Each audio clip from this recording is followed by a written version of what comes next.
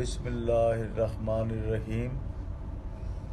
ہم نے تحریک لبیک پاکستان کی بنیاد بطور محب وطن پرامن غیر مسلح رجسٹرڈ سیاسی جماعت رکھی تھی تاکہ اسلامی تعلیمات کے فروغ، ناموس رسالت و ختم نبوت کے تحفظ اور ملک و ملت کی فلاح و عوام کے حقوق و خدمت کے لیے آئین پاکستان کے مطابق شاندار کردار ادا کیا جائے۔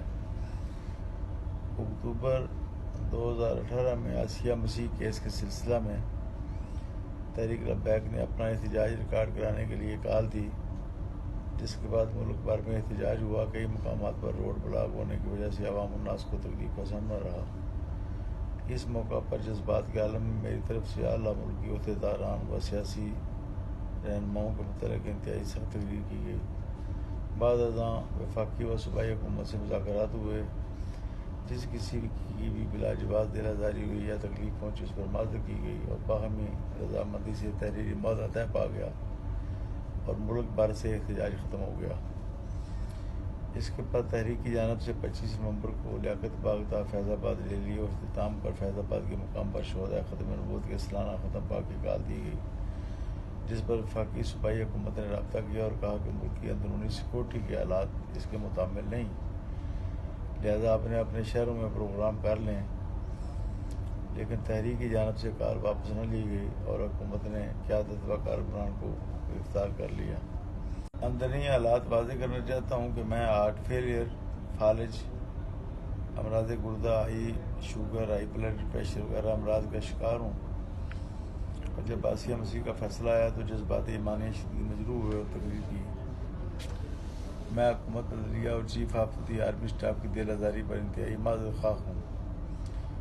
انشاءاللہ عزیز، تحریک لبیک کے ذمہ داران صورتحال کا ادراک کرتے ہوئے اور قیادت کی بھاری ذمہ داریوں کا احساس کرتے ہوئے معاملات کو بہتر کریں گے اور معاشرے کی اصلاح کے لیے کردار ادا کریں گے۔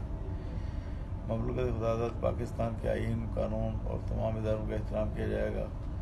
وطن عزیز پاکستان کی فلاح، سلامتی، امن و امان کے لیے اور بدامنی کے خاتمہ کے لیے کردار ادا کریں گے۔